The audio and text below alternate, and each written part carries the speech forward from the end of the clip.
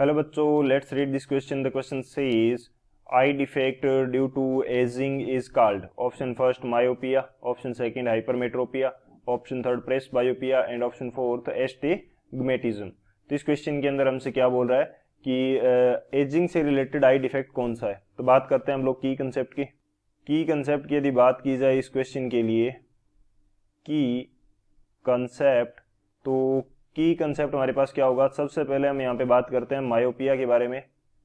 Myopia को हम क्या बोलते हैं? Near sightedness.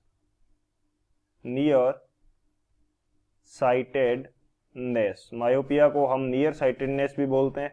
इसके अंदर हमें क्या मिलता है कि जो नियर ऑब्जेक्ट्स हैं, नियर ऑब्जेक्ट्स, इनका विजन हमें क्या मिलता है? क्लियर दिखाई देती है, क्लियर विजन मिलता है.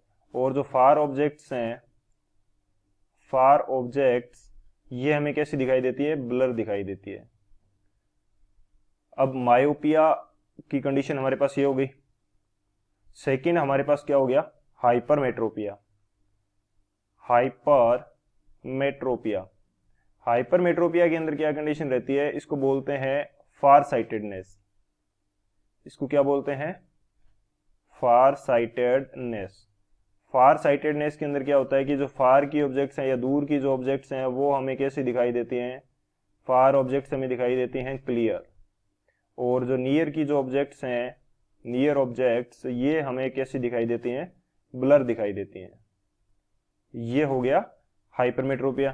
थर्ड कंडीशन में बात करता हूं प्रेस बायोपिया की. प्रेस बायोपिया हमारे पास क्या होता है? ये वो कंडीशन है जो कि एज रिलेटेड है. एज रिलेटेड आई डिफेक्ट है. Age related I defect. अब इसके अंदर क्या होता है? पास और दूर दोनों की जो ऑब्जेक्ट्स हैं वो ब्लर दिखाई देते हैं. Near and far objects both, ये क्या होती हैं? ब्लर विजन देती है. दोनों का क्या मिलता है? ब्लर विजन मिलता है. और फोर्थ हमारे पास क्या है? Astigmatism.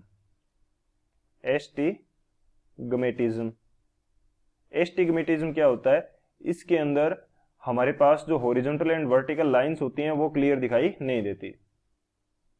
Horizontal and vertical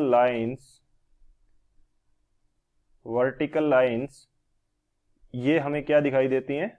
blur दिखाई देती हैं. तो ये इसका एस्टिग्मेटिज्म की कंडीशन हो जाएगी. सो ये हमारे पास मेन की कंसेप्ट है. इस की कंसेप्ट की हेल्प से इसको सॉल्व करते हैं. अब बात की जाए यदि सॉल्यूशन की, तो सॉल्यूशन के अंदर हम क्या देखते हैं कि जो करेक्टिव लेंस है डिफरेंट कंडीशंस के लिए वो हम देखते हैं. करेक्टिव लेंसेज की यदि बात की जाए तो मायोपिया के लिए हम कौन सा लेंस यूज करते हैं? मायोपिया के लिए हम लेंस यूज करते हैं concave lens. Basically concave lens क्यों यूज करते हैं? क्योंकि कनकेव लेंस जो होता है हमारा डाइवर्जिंग नेचर का लेंस होता है. और मायोपिया के अंदर जब हमारे पास इमेज क्या बनने लगती है, मायोपिया की कंडीशन होती है, तो इमेज रेटिना से पहले बनने लगती है. और कनकेव लेंस की डाइवर्जिंग नेचर के कारण इमेज वापस से रेटिना पे बनने लग जाएगी. सेकंड में बात करता हूं हाइपरमेट्रोपिया की.